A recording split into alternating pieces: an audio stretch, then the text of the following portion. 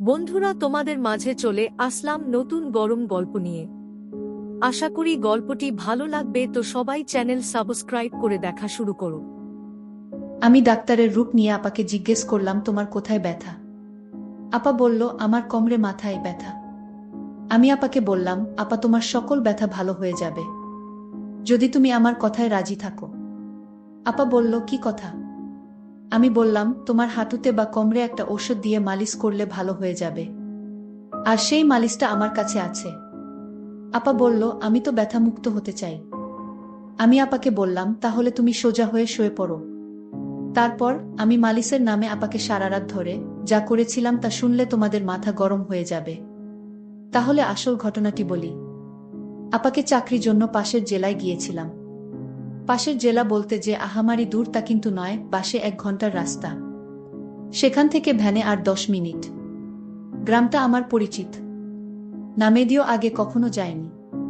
তবে যাওয়ার আগে বাড়ি থেকে শুনে গিয়েছিলাম ওই গ্রামে আমাদের এক আত্মীয়ের বাড়ি, চাচা বাবার মাস্তুতো ভাই। ঘনিষ্ঠ, কিন্তু দীর্ঘদিন যোগাযোগ নেই। ওই চাচাকে আমি দেখেছি, কিন্তু কখনো তাদের বাড়িতে যাওয়া হয়নি। ফেরার পথেই বিপত্তিটা ঘটল। বিপত্তি না বলে সৌভাগ্য বললেই বোধহয় ভালো হতো। দুপুরের প্রচণ্ড রোদে ভ্যানে করে ফিরছিলাম। গ্রামের রাস্তা যদিও কাঁচা রাস্তা, ফাঁকা ফাঁকা বাড়ি পড়ছিল, কিন্তু বিধি বাম কিছু দূর আসার পর ভ্যানের চাকা পাংচার। চোখে সরিষার ফুল দেখলাম। যদিও রাস্তার বেশি দূরের নয়, কিন্তু হাঁটা তো আমার পক্ষে সম্ভব নয়।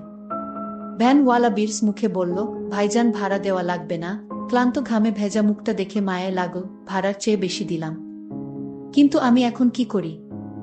গ্রামের প্রায় মাঝামাঝি কোনো দোকানও আশেপাশে চোখে পড়ছে না। ভ্যানওয়ালা এখনো দাঁড়িয়ে আছে। তাকে বললাম চলে যেতে। সে যেতে যেতে বলল, অপেক্ষা করতে। ভ্যান অবশ্যই পাওয়া যাবে। আমি অপেক্ষা করতে লাগলাম ভ্যানের জন্য, কিন্তু কপালে থাকলে ঠেকাই কে? বেশ কিছুক্ষণ অপেক্ষা করে বিরক্তিভরা মন নিয়ে আস্তে আস্তে হাঁটতে লাগলাম। বেশ অনেকক্ষণ ধরে হেঁটে চলেছি। টপটপ করে ঘাম ঝরছে গা দিয়ে। গ্রামের প্রায় শেষ মাথায় এসে গেছি। কোনো ভ্যানওয়ালার দেখা হয়নি এখনো পর্যন্ত। তেষ্টায় ছাতি প্রায় ফেটে যাচ্ছে।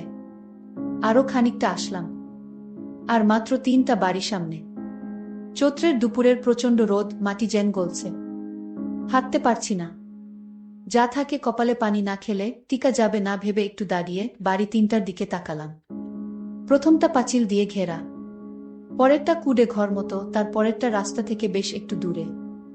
নতুন একটা বাড়ি, বাঁশের চটা দিয়ে ঘেরা। বট বাড়িটায় যাওয়াই উচিত হবে মনে করে আস্তে করে গেট ঠেলে ঢুকলাম। সবাই আমাকে দেখে, বাড়ির বাচ্চাসহ সবাই চমকে উঠে। আমাকে দেখেও উঠল। উঠানে এক পৌরা মাছ কুটছে। সামনে রান্নাঘরের বারান্দায় 3 সুন্দরী মহিলা রান্না করছে। বাড়িতে ছোট ছোট বাচ্চা ভর্তি। গ্রামের পরিবেশের সাথে একটু শহরের ফ্যাশন। অত্যন্ত সুন্দরী মহিলাগুলো, যদিও বয়স হয়েছে কিন্তু এখনো লাবণ্যময়। খোকা, কাউকে খুঁজছো? প্রশ্নের সম্বিত ফিরে পেলাম। জি, একটু পানি খাব। একজন বউ, উঠে আসো। সামনে টিউবওয়েল থেকে পানি আনা। ইতিমধ্যে বাড়ির ছেলেরা বুঝতে পেরেছে বাড়িতে কেউ এসেছে। একটা চেয়ারও পেয়ে গেলাম। জীবনটা আবার পানি পেয়ে সতেজ হয়ে উঠেছে। মাছ কুটতে কুটতে মহিলা জিজ্ঞাসা করলেন, বাড়ি কোথায়? কিছু বললাম না। কোনো আগ্রহ দেখলাম না। এবার উঠতে হয় ভেবে উঠে দাঁড়ালাম। ও কি খোকা, উঠস কেন? দুপুরবেলা বাড়িতে মেহমান আসলে না খেয়ে যেতে নেই। এটাই আসলে বাঙালিদের প্রধান ঐতিহ্য।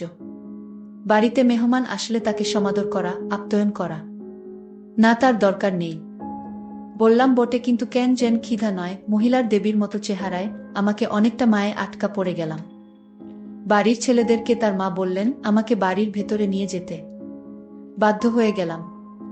বেশিক্ষণ অপেক্ষা করতে হলো না, 10 মিনিটের মধ্যেই ভাত চলে আসো। এতক্ষণ একা বসে বোর ফিল করছিলাম, কিন্তু যেই তাকে দেখলাম, ক্লান্তি আর বোর যেন এক নিমেষে উধাও হয়ে গেল। খুব সুন্দর দেখাচ্ছে তাকে।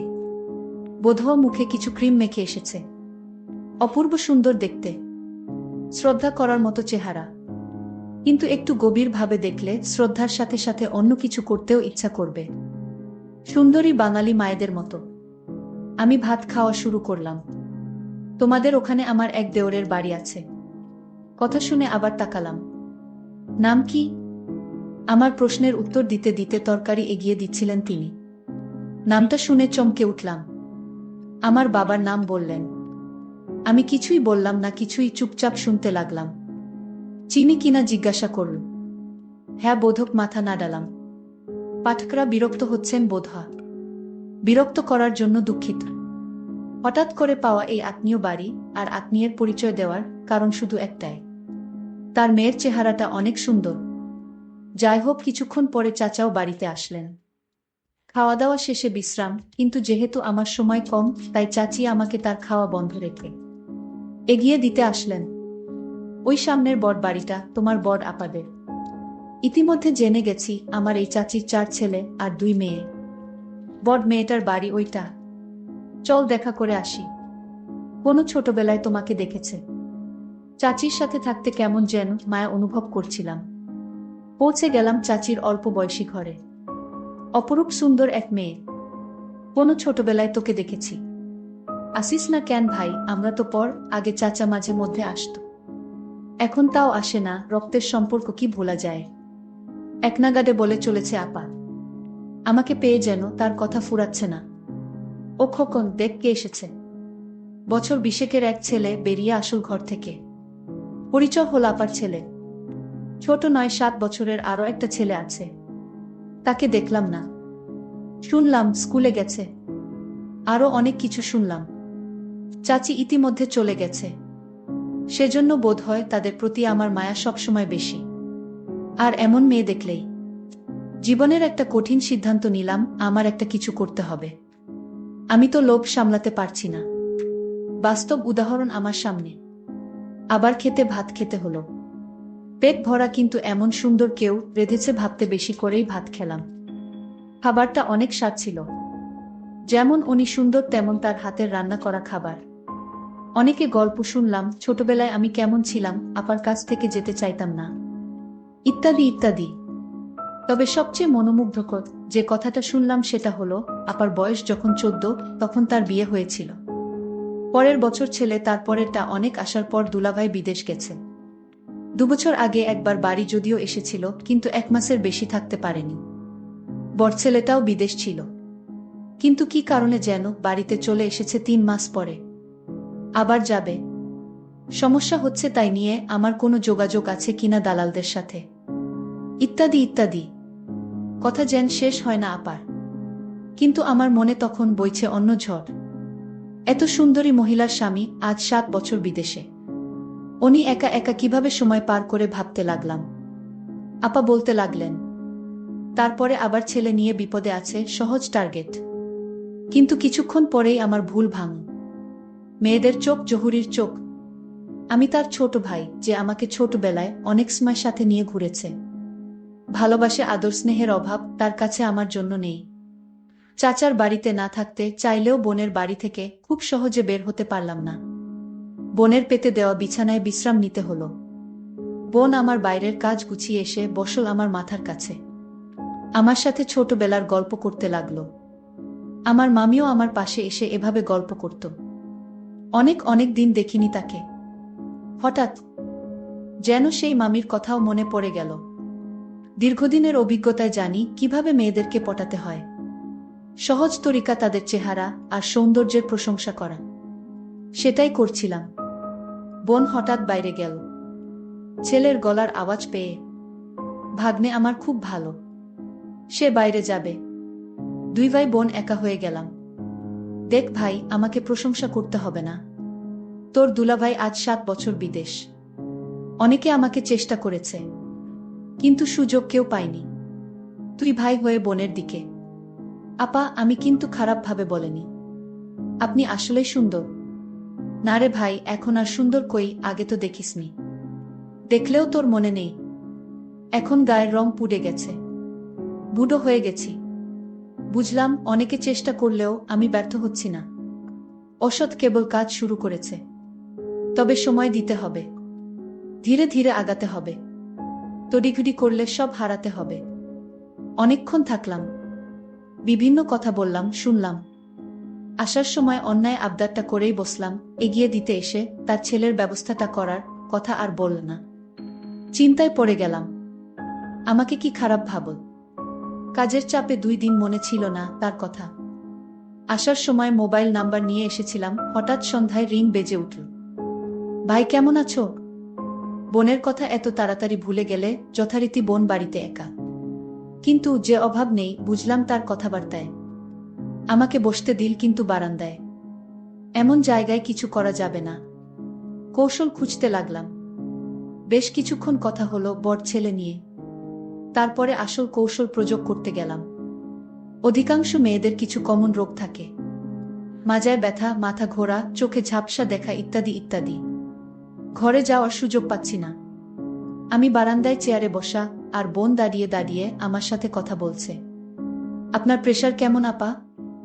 শরীরও তো খারাপ মনে হচ্ছে। আর বলো না ভাই, প্রেশার ঠিক আছে, কিন্তু মাঝে মধ্যে মাথা ঘোরে, বেশিক্ষণ দাঁড়িয়ে থাকতে পারি না, মাজায় ব্যথা হয়। আমি এখন চিন্তা করতে শুরু করলাম, কোথায় ব্যথা দেখান তো, এই ব্যথা কোনো সমস্যা নাকি এখন এক ধরনের মালিশ পাওয়া যায়, ইত্যাদি ইত্যাদি। না থাক, দেখতে হবে না, ডাক্তার দেখাচ্ছি। আরে আপা, আপনি আমার কাছে লজ্জা করছেন। আপা, রোগ কিন্তু পুষে রাখতে নেই। এমনি আপনার অল্প বয়সে বাচ্চা হয়েছে, এ সমস্ত উপসর্গে পরে কিন্তু বড় রোগ হয়ে যেতে পারে। আরও দুলাভাই বাড়িতে নেই, এখন যদি আপনার একটা বড় রোগ হয়ে যায় তাহলে আপনার কি হবে ভেবে দেখেছেন আপা? ঘরে চলেন দেখি কোথায় সমস্যা। পুরনো অভিজ্ঞতায় জানি এ সময় তাড়াহুড়া করতে যেমন নেই, তেমনি আয়ত্তের বাইরে যেতে ও দেওয়া যাবে না, তাহলে সব শেষ হয়ে যাবে। আপার আগে আমি ঘরে প্রবেশ করলাম, জানালা এখন অবধি বন্ধ, বিছানার উপর মশারি ঝুলছে। নিজে আগে যেয়ে বসলাম। আপাও আসল, কিন্তু দূরে টেবিলের কাছে দাঁড়াল। আপনার কোথায় ব্যথা হয় আসলে? আপা বললেন কোমরে, আর বেশি মাথায় ব্যথা হয়। আমার মাথায় বেশি ব্যথা হয়, নিঃশ্বাস নিতে কষ্ট হয়। আমার প্রশ্নে আমি জানি কি উত্তর দেবে, কেননা পরিশ্রম করার পর সবারই নিঃশ্বাস নিতে কষ্ট হয়। আপা উত্তরও তাই দিল, অনেকক্ষণ কাজ করলে নিঃশ্বাস নিতে কষ্ট হয়। শরীরে ব্যথা হয় কি? পাকা ডাক্তারের মতো প্রশ্ন করে যেতে লাগলাম। না, হালকা হয় বোধ হয়, বাম পাশে না ডান পাশে, মাঝে মাঝে হয় বাম পাশে। এর আগে কোনো চিকিৎসা নিয়েছেন আপা? না, আমি এর আগে কোনো চিকিৎসা নেইনি, কারণ বাড়ির নানান কাজে আমার সারাক্ষণ পড়ে থাকতে হয়, আর তাই সুযোগ পেলাম কোথায় ডাক্তারের কাছে যাওয়ার। আপা তুমি চিন্তা করো না, আমি ডাক্তারি পড়ালেখা করেছি। আমি প্রতিদিন একটা প্রাইভেট ক্লিনিকে রোগী দেখি। তারপর বোন বলল, তুই এত বড় ডাক্তার হয়ে গেছিস, সেটা তো আমি জানতাম না, আজ জানলাম। আমি বোনকে বললাম, তোমার যত সমস্যা আছে আমার কাছে বলো, আমি সমাধান করব। তোমার কি শুধু মাথা ব্যথা? তুমি তো মিথ্যা কথা বলছেন আমার সাথে। আপনার তো হাঁটুতেও ব্যথা হয়। হ্যাঁ হয়, নিঃশ্বাস নিতেও কষ্ট হয়। আসেন তো বসেন এখানে। আমি তাকে বললাম, নিঃশ্বাস নিন তো জোরে। আপা নিঃশ্বাস নিতে লাগল। আমি বললাম, আপা আপনার হাঁটুতে ব্যথা কতদিন ধরে? আপু বলল, অনেকদিন ধরে হাঁটুতে ব্যথা। আমি বললাম, আপা আমি আপনাকে একটা মালিশ দিব, সেই মালিশ যদি হাঁটুতে ব্যবহার করেন তাহলে ব্যথা দ্রুত ভালো হয়ে যাবে। আপা বলল, দেখ ভাই, আমি কোনো কাজকাম ঠিকমতো করতে পারি না, একটু বাড়ির কাজ করলেই আমার হাঁটুতে ব্যথা শুরু হয়ে যায়, আবার নিঃশ্বাস নিতে কষ্ট হয়। আমি আপাকে বললাম, আপা আপনি চাইলে এই রোগ থেকে মুক্তি পেতে পারেন। আমি বললাম, কিভাবে ভাই? আপা আপনি শুধু আমি যা বলবো তাই করবেন, তাহলেই আপনার শরীর থেকে সমস্ত ব্যথা সরে যাবে। আপনি আগের মতো ভালো করে ঘরের সমস্ত কাজ করতে পারবেন, আর আপনার নিঃশ্বাস নিতে কষ্ট হবে না। আমি ভাইয়ের কথা শুনে অনেকটা সাহস পেলাম। আমার পাশে এত বড় ডাক্তার থাকতে আমি তাকে কি হাতছাড়া করতে পারি? আমি বললাম, ভাই আমার এখন কি করতে হবে সেটা বল। আমি বললাম, আপনার হাঁটুর জয়েন্টে যে ব্যথা সেটা সরাতে গেলে আমি একটা ওষুধ দিব, সেটা দিয়ে প্রতিদিন ভালো করে মালিশ করতে হবে, তাহলেই ব্যথা সরে যাবে। আমি বললাম, তাহলে ভাই দাও সেই ওষুধ, আমি মালিশ করে নিব। ভাই বলল, তুমি নিজে নিজে তা পারবে না, আমি একদিন দেখিয়ে দিব, তারপর অন্য কাউকে দিয়ে মালিশটা করালেই ব্যথা কমে যাবে। ঠিক আছে ভাই, তাহলে তুমি ওষুধটা দিয়ে মালিশ করে দেখিয়ে দাও, আমি পরে বুঝে নিব। আমি মনে মনে ভাবলাম, আপা এইমাত্র লাইনে আসছে। আসলে আপার সত্যি সত্যি হাঁটুতে ব্যথা ছিল। আমি বললাম, আপু আজ তোমার বাড়িতে রাতে কে কে থাকবে? আপা বলল, কে আর থাকবে, আমি, আমার ছেলে, আর কেউ তো নাই। আমি বললাম, তাহলে আপা আপনি আজ একা রুমে ঘুমাবেন? আপা বলল, কেন? আমি বললাম, আপনার জন্য আমি মালিশ নিয়ে আসবো তাই। ও তাই, ঠিক আছে, আমি তোমার জন্য অপেক্ষা করছি। আমি আপাকে বললাম, আপা আমি ফার্মেসি থেকে আপনার জন্য মালিশটা কিনে নিয়ে আসছি। আপা বলল, তুমি আমার জন্য এত কিছু করছো।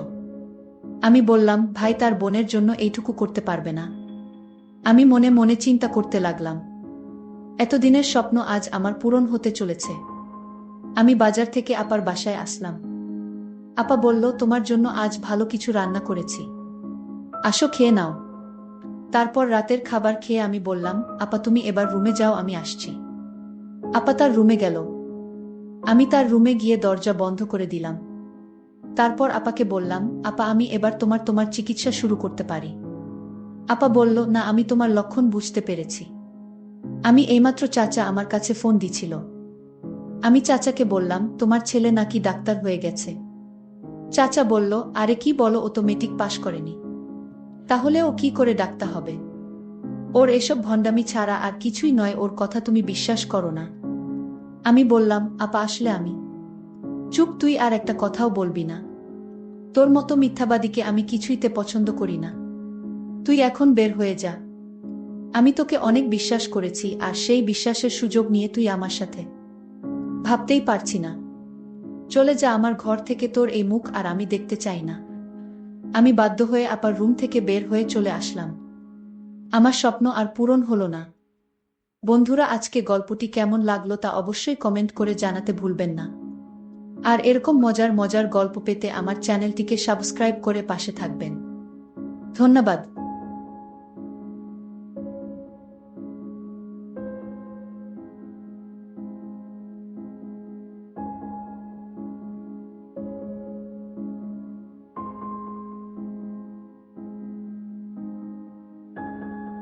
এরকম আরও গল্প পেতে আমাদের চ্যানেলটি সাবস্ক্রাইব করতে পারো। ধন্যবাদ।